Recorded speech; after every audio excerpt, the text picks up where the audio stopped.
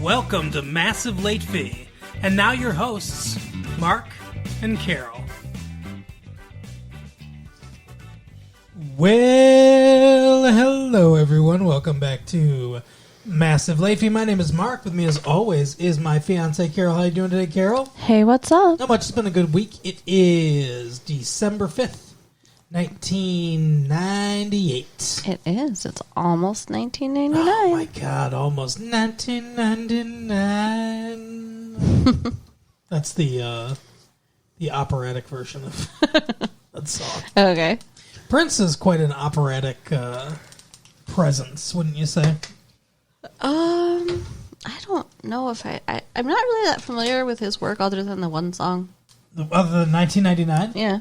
You don't know, She Wore a Raspberry Beret. Oh, okay. Yeah, I do know that song. Time kind you find on reruns floor. Not very operatic, though. Poppy. Yeah. Or Little Red Corvette. Likes to sing about cars. Yeah, well, Raspberry Beret is like a beret, like for your head. And Little Red Corvette is a euphemism for a vagina. Oh. I thought he was actually singing about a car. No. Or there's, This is what it sounds like when doves cry. Oh, I know that song from Romeo and Juliet. Yeah. Romeo plus Juliet, you mean? Uh-huh. Speaking of things plus other things, Carol, Yes. it's our show plus news. Woohoo. And sex offenders plus the internet. Oh, no. Didn't see that coming. But in a good way, maybe. What? Or maybe a bad way. This says, sex offender listing okayed. Accurate or not, names go on internet. A federal judge cleared the way Friday for the Michigan State Police to post a list of 21,000 Michigan sex offenders on the internet next week, even though state police think that 20 to 40% of the addresses might be incorrect. Okay, that is a terrible subheadline. Accurate or not, names go on the internet. That makes it sound like, fuck, your name might be on there. You know what I mean? Like, Yes. but address-wise, sure. Okay, I understand that there might be some people aren't compliant with their paroles or whatever. Right. I mean, they're going with the information they have. I mean, it's all they can do. Exactly. U.S. District Judge Patrick Dugan refused to grant the American Civil Liberties Union request for a preliminary injunction to prevent the posting on the World Wide Web. He concluded the ACLU had failed to meet 2 of the 4 requirements to obtain a preliminary injunction, that its clients would be harmed irreparably. Irreparable harm is a 14th Amendment argument. Okay. By putting the list on the internet, and that the ACLU is likely to win its underlying lawsuit against the Michigan State Police. So, my question is, what do you think about a sex offender registry that is not just for police now, but it is open to anybody that can go on the internet and look and see the list and see where people may or may not live that are sex offenders? Well, I mean, I can see the benefit for, like, parents who want to make sure their kids stay away from, like, the pedophile house. Sure. But I don't know, like, how much details on it is a good question because, like, you know, you can end up on that list if you, like, you know, peed outside once or something. Yeah, like, well, I know. I think you're referencing a friend of mine. I know a friend of mine that was spending the night. He was 18, and he was spending the night at a friend's house and went outside to urinate off the back porch because I think someone was in the bathroom, I think. And there were 2, I think, 16-year-old girls on the next porch over. And I guess they told their parents or whatever. It became like a big thing, and he didn't actually serve like jail time, I would hope not. but he had to go on the sex offenders registry. You know, one time when I was at a party, a dude peed out the window that I was smoking next to. Oh my god. Yeah, it was pretty upsetting. Wow. A golden shower. Yeah.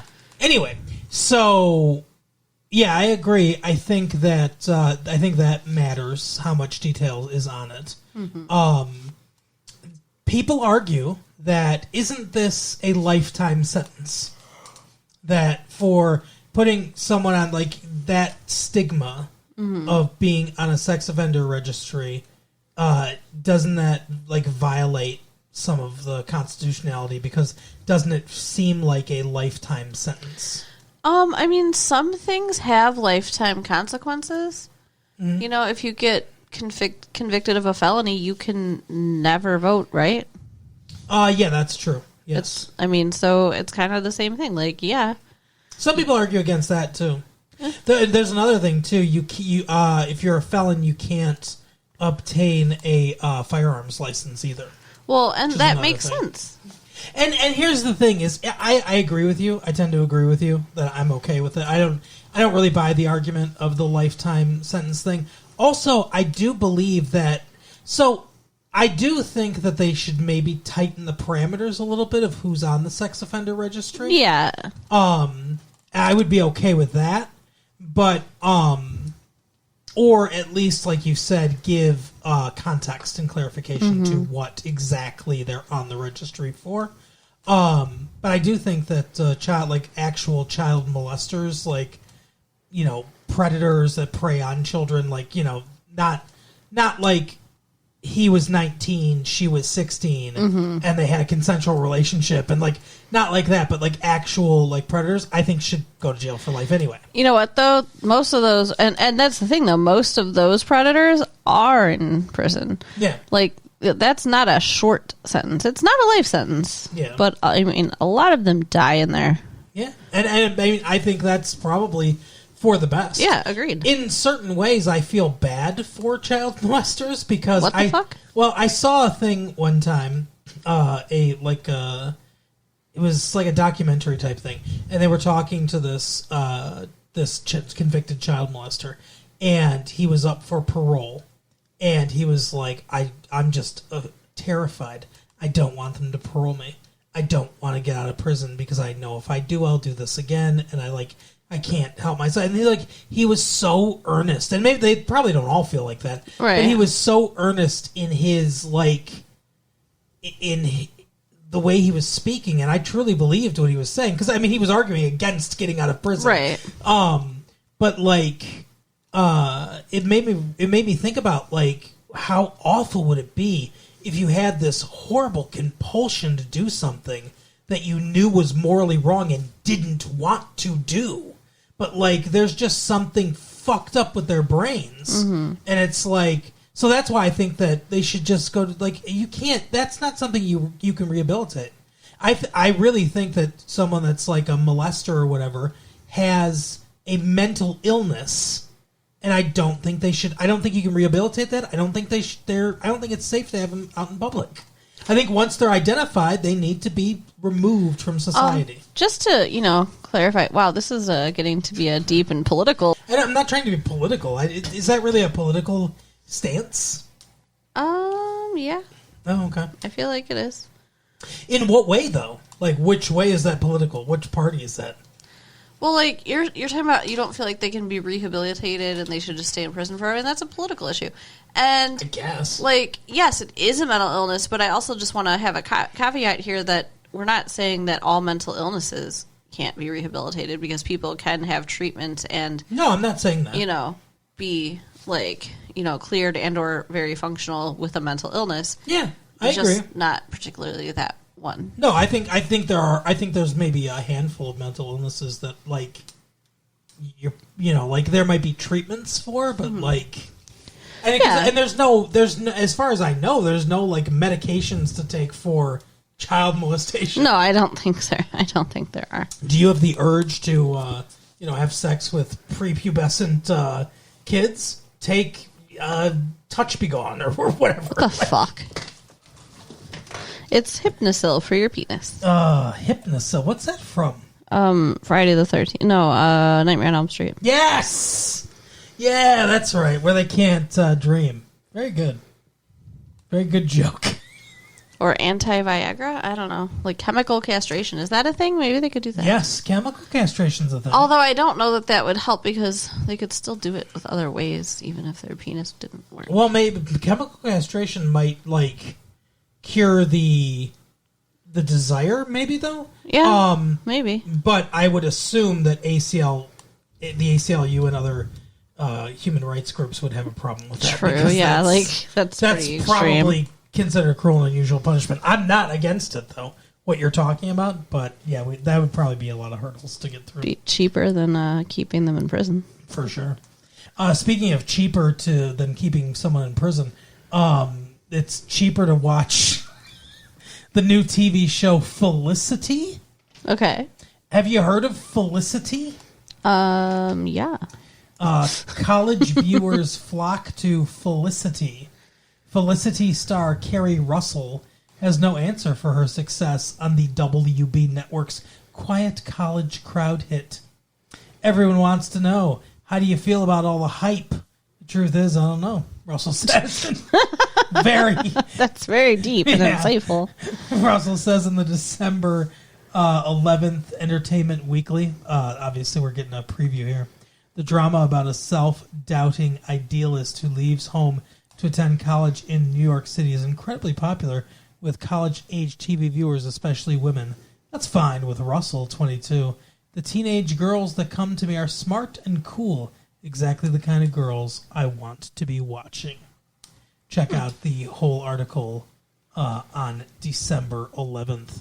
I love her hair. Yeah, it's like curly and stuff, right? Very wild hair, kind of like Darlene on Roseanne. So this show was created by a guy that wrote a movie called Regarding Henry. Okay. With Harrison Ford, where he has amnesia and he doesn't remember cheating on his wife and being an asshole. Or oh wow. That's some shit. Yeah, that's little spoilers for Regarding Henry, but it's like a 6-year-old movie. But his name is J.J. Abrams. Okay. So he created this show, and now he's got a hit on his hands. So, well, good for him. Good for Jonathan Abrams, or whatever his name is. Anyway, do you want to meet Millennium's Messiah, Carol? No, that sounds kind of scary. Well, he's been hired to protect global chaos. Okay. His name is John Koshinan. He's the chairman of the President's Council on the year 2000 conversion. He's got an office clock counting down to 2000. Quote, my guess is that the basic infrastructure in this country holds up. I guess that's good to hear. But I love that. My guess is we'll be fine, basically, kind of. Nobody knows. That's the problem. Nobody knows. Oh, it's going to be fine. I mean, like, come on. It can't be any worse than, like, a blackout or something, right? Like, I wouldn't think so, no. How about this, Carol? This is the last bit of news I have. This is a fun bit of news. Okay. This is the December InStyle magazine asks these different celebrities, if you were sitting on Santa's lap, what would you ask for? That's a dirty question. Wow. That's insane. They're asking adults, right? Yes, but that's an insane take, Carol. It's like a fun question to ask these people. It's basically asking, what do you want for Christmas? And like you're really... Well, Christina Ricci's the first one sitting on Santa's lap, so... Well, I don't know. Maybe you're right. I don't know. Maybe my brain's just broken. Christina Ricci of Sleepy Hollow. I'd like Santa to get me a breast reduction. Okay, see? Breasts. Dirty question. Told you. Wow. Do you think Christina Ricci needs a breast reduction? Hell no. Yeah, like I don't understand what that's about. Keep those right where they are. But no, I mean, they're not that big. No. They're just, nice sized. Andy Dick of News Radio. I guess that's dirty too, right? Yeah, see? It's Dick. We went from breast to Dick. Carol wins. The next person's Annabella Gish. That just sounds dirty too. Gish. Andy Dick of News Radio. Well, I'd ask Santa for a new girlfriend because my current one is moving away. Yeah. You know Andy Dick from News Radio? So, Andy Dick's perfect girl, if you're looking for him, is blonde, statuesque, and with a nice, healthy set of testicles. Yeah, I was kind of wondering about that. I don't know what he is, but he's not straight. Maybe No. he's bisexual, but I don't know if I can do an impersonation. Well, I'd ask Santa for a new girlfriend because my current one's moving away. Annabeth Gish of Double Jeopardy. I'd ask for a new car. The new Yukon Denali. I just love those big cars. It sounds like she's sponsored by Yukon Denali. Right? Who paid you? John Waters. Oh, famous director. If I was on Santa's lap right now, I think I'd start crying. That is the appropriate response. Like I used to do when I was a kid. I'd always start crying. Ed Furlong of American History X. Gosh, I really have everything I want. Wow. Of course you do. You just had a hit movie. Well, Santa, I would like a new DVD player. Seriously. Guess. Edward Furlong needs a new DVD player. That's such a standard bland answer. Yeah. You fucking bland ass. Ed Furlong. Teaching Arnold Schwarzenegger to, express himself. He was in Terminator 2. He was the one. Yeah. He was the one say hasta la vista. Okay, I'll say hasta la vista. Kyle Chandler of Early Edition. Now that I'm a parent, life is all about my child. So I would have to say a healthy life for my daughter, Sydney. Yeah, because Santa can bring you that. Freak. What the fuck? Oh my I'm sorry, but these should be things you can pull out of the sack. And that also sounds dirty. And finally, Portia de Rossi of Ally McBeal. I would ask him for my family to be happy and healthy and just a really good season on the show. Okay, so she sounds like she's fucking auditioning for Miss America or whatever. Can't you just picture her with dimples up on stage? I would just ask for my family to be happy and healthy. Do you know what Portia de Rossi looks like? No. Oh my gosh. Does she have dimples? I Am don't I right? know, I don't know if I can find. Let me see if I can pull up a picture on the internet of the cast of Ally McBeal. It's very difficult to find sometimes. Shit. Ally McBeal. Oh, interesting. What's interesting about Ally McBeal, dear? Okay, that's what she looks like. Ew. Found her. What the fuck? She What looks is wrong with you? she looks scary. There. Let me see. She has a severe face. She does have a bit of a severe face. I wouldn't want to come up against her in a dark alley. All right. She does kind of have dimples, though. But her nose is weird. Oh, she's kind of pretty. Yeah, okay. What? I don't know. Sam Raimi, film director from Detroit and co-producer of Xena, Warrior Princess. I love Xena. I know you do. In the November 23rd New Yorker on his early film influences, specifically his father's home movies. I remember seeing footage on my 7th birthday party. It was a Halloween party, and he showed all the kids playing party games outside. And then he showed them leaving the party, and then, on the same reel, he showed them arriving at the party. I was so taken with the fact that he had shuffled the order of reality, I thought, this is unbelievable. Something about it made me giddy. It seemed like we were tampering with God's world, altering something that was far beyond our ken. Wow. That was what I was attracted to. Interesting. Yeah, what do you think about that? It's kind of a weird take on Pulp Fiction. Yeah, I guess so. Yeah, he didn't make Pulp Fiction. No, but I'm just saying that's basically the same style there. He directed The Evil Dead. Okay. And one of my favorite movies, Army of Darkness. Yeah, that's also a good Dark one. Man. It's a good one. With Liam Neeson. I don't know that one. You've never seen Dark Man? No. Oh, I've never heard of it. We should watch Darkman. Okay. But I'll tell you something we did watch, Carol. I have one piece of news first. We're not going there yet. She scolded me, everyone. So we got a letter We did. We got a letter. from Rose. Rose. Says, love your show.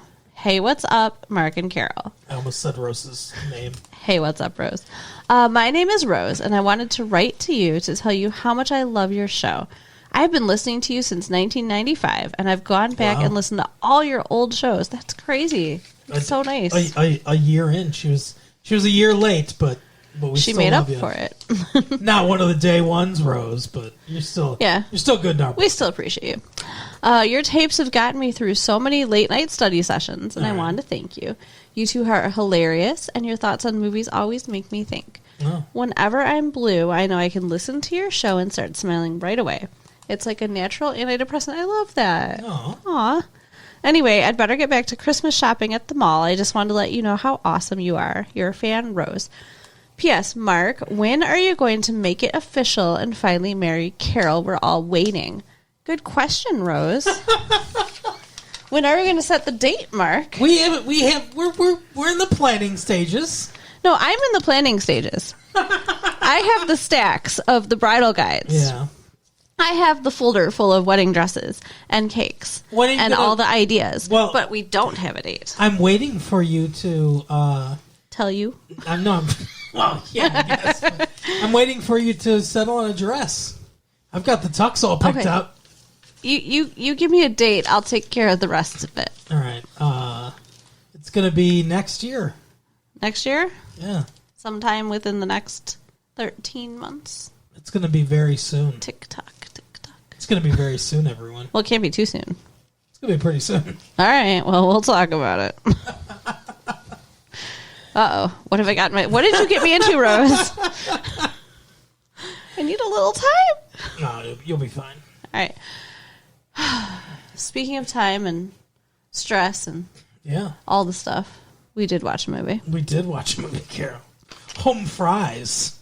Which I was so confused about what this movie was. Well, yeah, it is. So the previews make this is one of the most misleading movies I think I've ever seen. And I have to say I think it was marketed horribly. Uh-huh. Because I thought this was going to be a standard romantic comedy. Yes. I was not really excited to see it, to be honest with you. Well, I was, because it's Drew Barrymore. I was like, oh, okay, Drew Barrymore, she's been in a bunch of these movies. And relative newcomer Luke Wilson, who's going to be in the movie too. And it's like he's generically handsome guy. Yeah. And it's like this is the next he's generically handsome and has a lovable charm or whatever to him. Mm-hmm. So he's going to be the next romantic comedy guy.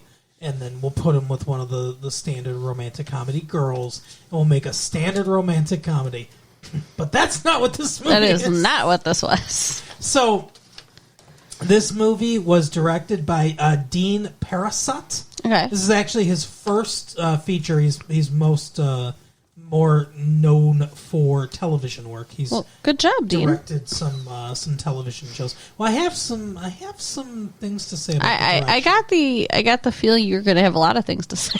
The writer of this movie is a man named Vince Gilligan. Okay. Not on an island, but he was from the X-Files. So I think that maybe explains a little bit of this. Some of the weirdness that happens. Sure. But he's a writer on the X-Files. Apparently he wrote this as part of his final or whatever for New York University. Oh, okay. Nice. So, film school. That makes sense. This felt like the kind of chaos that a college student would come up with. It does, and it does. It feels kind of like a good one and an ambitious script. But it feels like a film student script. I'm just going to put it out there right now. I really like this movie. I'm not sure how you feel, but... So I liked a lot of things about this movie. I have complaints. All right. It's not a perfect movie, but I have some complaints. But one of the things I'll say right off the bat, this is like a compliment sandwich kind of thing. Okay. So it's it's good and bad. Sure. the character, like, there is no character arc to anyone in the movie, really, except for Jake Busey. Like, Jake Busey's the only character that really kind of has an arc. Is that Angus? Yeah. Okay. Drew Barrymore is like a sweet, pregnant lady at the beginning of the movie. And at the end of the movie, she is a sweet, just given birth lady. The only thing that really changes about her situation is she was with one guy that was wrong for her, and she's with another guy at the end of the movie that's presumably right for her, hopefully. But nothing really changes. She doesn't go through any kind of change. No. The protagonist of the movie really is Luke Wilson. Yeah. But Luke Wilson also doesn't go through a change. He's hesitant about the whole thing at first, and then at the end, he's like still basically the same person. His mother, played brilliantly by Catherine O'Hara, doesn't go through any changes either. No one in the movie changes except for maybe Angus, who decides maybe I won't kill my brother because he says he loves me. So maybe we should give them a little bit of the plot. Yeah, go ahead. So first of all, if you haven't seen this movie, I would recommend it. There are a lot of things I like about the movie. Like I said, I have some complaints, but there are a lot of things I like about this movie. I would go see it. So it's not doing well in the theaters. Yeah, well, then people should get out there and see it for sure. So it starts out weird. The whole movie's weird.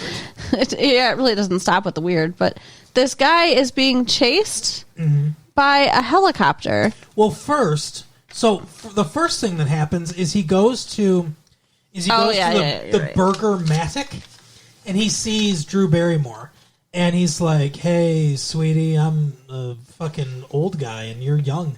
But we're having an affair. And I told my wife that we're having an affair and everything. And so, I'm going to leave her."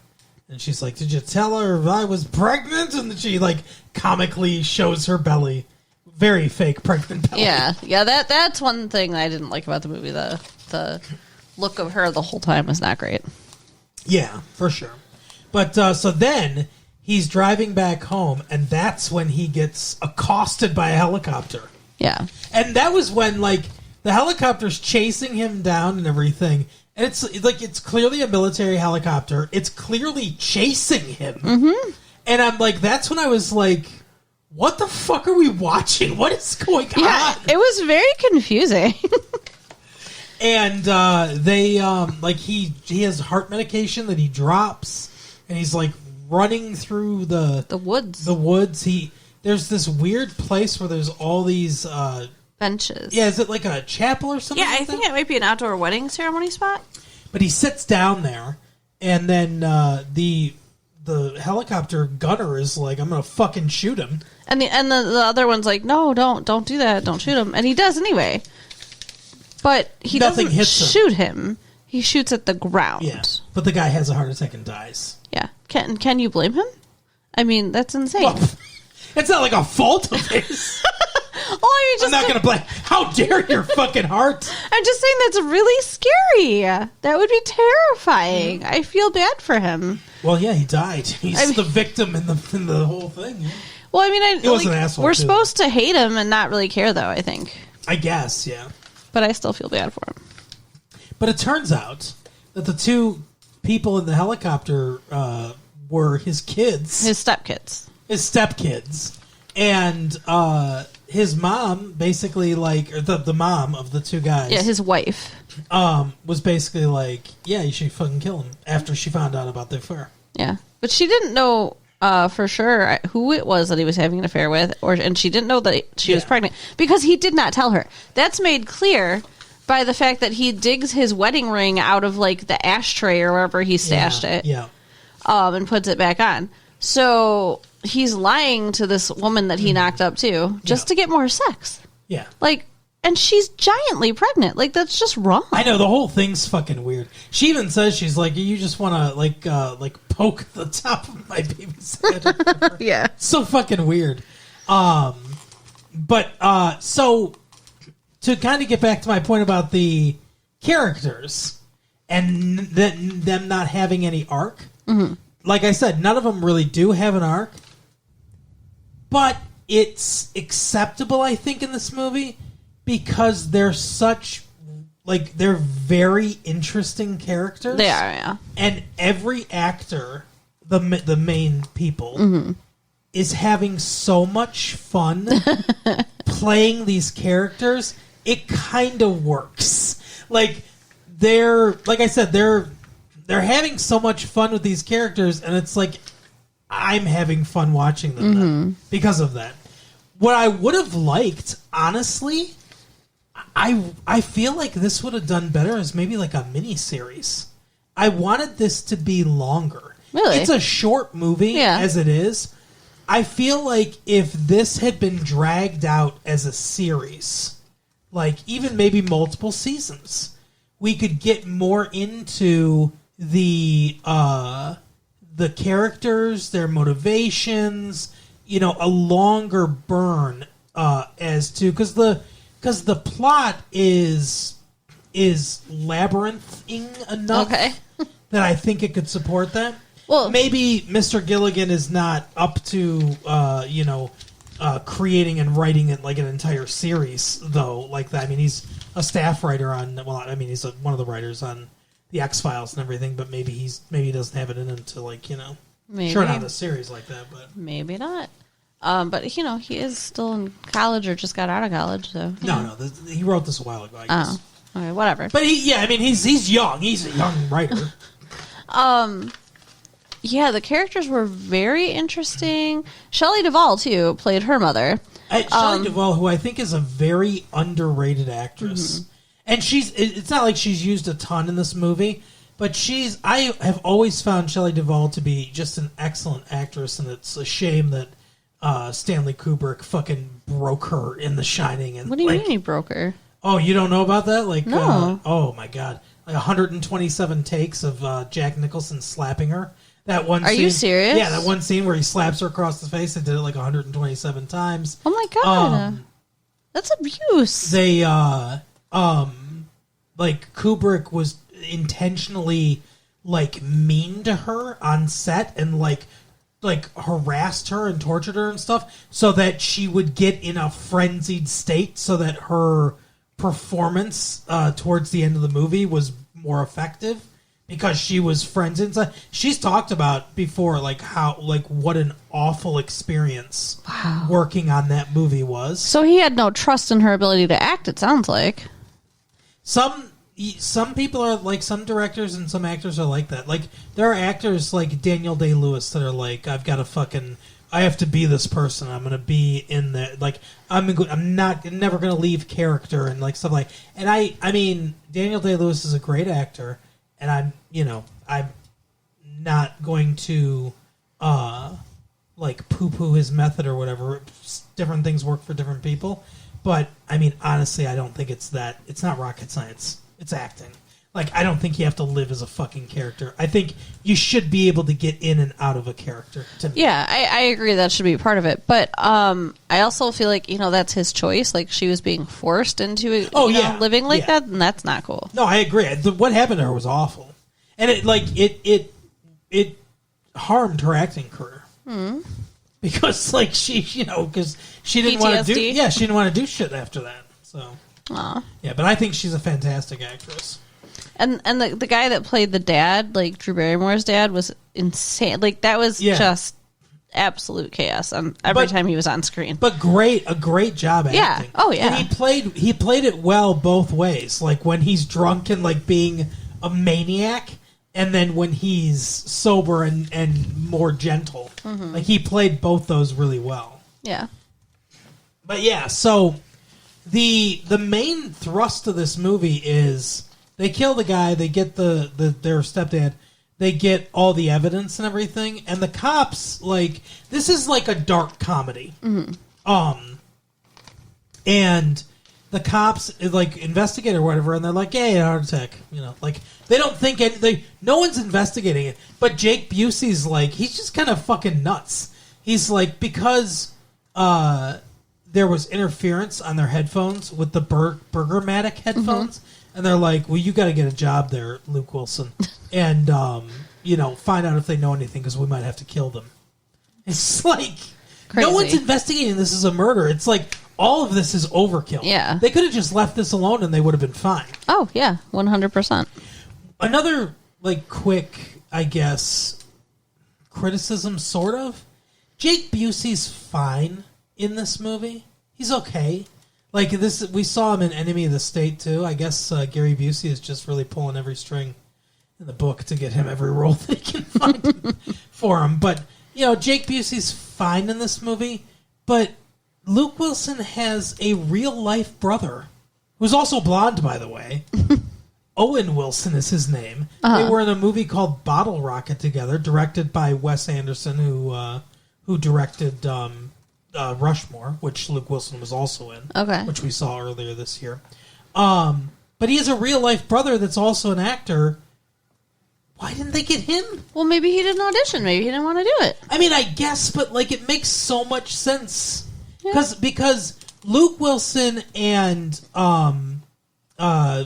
Jake Busey are fine together, but I didn't love their chemistry together. Well, and they don't look like brothers at all. No, and I feel like him and his actual brother would have had better chemistry, and it might have worked better. Maybe. And when he said it, "I love you," it might have, like, that stuff. The emotional core of the movie, I felt was kind of hollow. Yeah. And I feel like that might have strengthened it if their chemistry on screen was better. Yeah, I didn't even really feel like he meant it. I felt like he was just saying it to, 100%. get him away. But you know what this movie is? This movie is a Coen Brothers movie. That's what it's trying to be. Yeah, for sure. It's like a Fargo or I thought a lot when we were watching this. I was reminded a lot of the movie Raising Arizona. Okay. Which is one of my favorite movies of all time. And that's a Coen Brothers movie. But one thing that, and this is the direction stuff. There's the camera has some movement. It has some life. But I really felt like, with as crazy as this plot was and everything, and as crazy as this movie was, and it's trying to be a dark comedy, I really felt like the camera needed more life. The camera needed to move more. Like, maybe not, we talked about Sam Raimi earlier, maybe not to the Sam Raimi levels of, like, you know, flying through the air, you know, like really quick movements, and like when he's like being flung or whatever in Evil Dead 2, Bruce Campbell, you know, and he's and he's like he's spinning around and all that shit. Maybe not like that quite crazy, and those wide angle lens, those huge close ups where his face just looks distorted and parallax and like crazy, you know, and stuff. Maybe not to that extreme. Okay. But I wanted the camera to move more. I wanted it to be more energy. Because I think that would have matched I really feel like, and I'm not saying this direction was fine. Like, this movie was competently directed. Wasn't bad.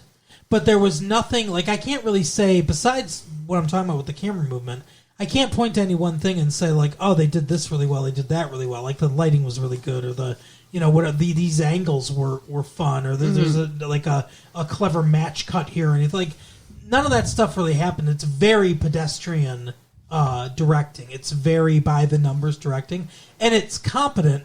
But I feel like with a more dynamic filmmaker, like a Sam Raimi or like the Coen Brothers, could have elevated this. Sure. I can see that. Because, like I said, I felt like there should have been more dynamic movement with the camera. That would have sold some of this a little bit better and captured more of like the craziness that's going on. Yeah. I think it would have given the movie a more like overall feel and aesthetic. There's no real strong aesthetic in this movie. Yeah. Like I said, it's very by the numbers. Agreed. I think that Drew Barrymore and Luke Wilson had really good chemistry, though. I agree. And I think their relationship makes sense, and even it's very fast. Yeah. Like she's known him for like a day, and she's like, "Hey, why don't you come with me to my Lamaze class?" Yeah, that's crazy. And then it's like they're like staring into each other's eyes and breathing. And it's like you think they're gonna go fuck afterwards. Because I mean, if she wasn't pregnant, I bet they would have. Maybe. Although if she wasn't pregnant and they were at a Lamaze class, that would have been really weird. That's a good point. That's a good point. But yeah, no, but like I said, because their chemistry was so good, you kind of buy it. Yeah.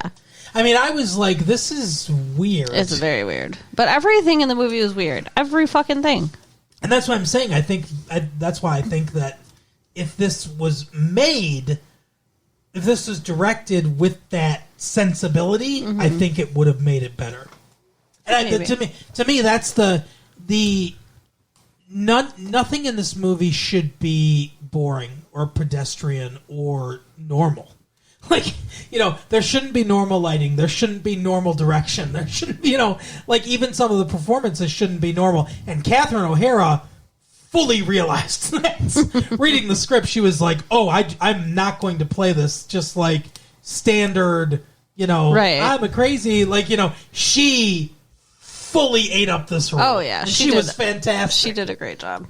But yeah, like, nothing should have been played super straight, except for maybe Luke Wilson. Mm-hmm. Luke Wilson is that, since he's our point of view character, I think he played it right, where he's kind of like, I don't want to say boring, but like he's a down the line, like very, just very normal person. Yeah. And you need that like one normal person in this sea of craziness, like our anchor to reality. Right. And he was good at that, but everyone else should have been like played up a little bit more, I think. And everything should have been played up a little bit more.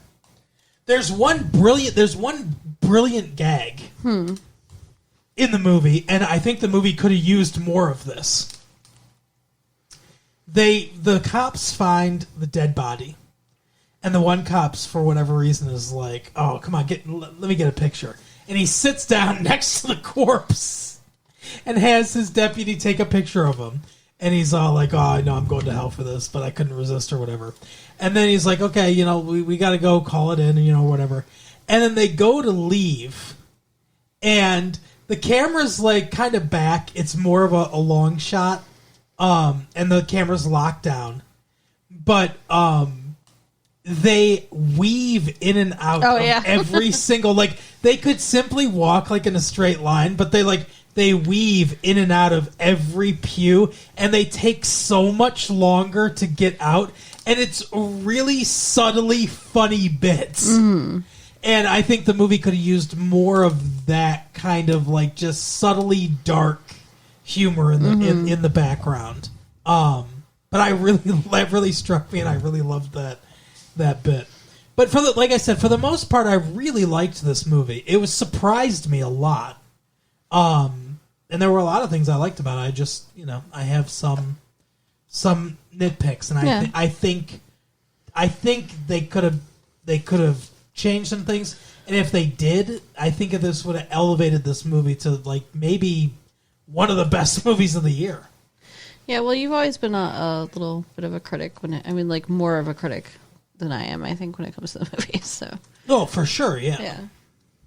But, I mean, I care more about the technical side of things. Yes. I think you focus more on the... story and the acting. Yeah, story and acting. And the vibe of the thing, like the overall feel of it. Mm-hmm.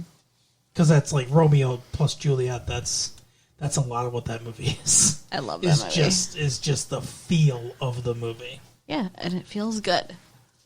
But yeah, but I'd recommend it. It's I think it's a really good movie. Yeah, definitely go see it. But that is the episode for the week, Carol. So you can write us at latefee1994 at AOL.com. Yep. Check out our website at www.retrolatefee.com. Do that too. And share the tapes with your friends. We'll see you next time. Bye. Bye.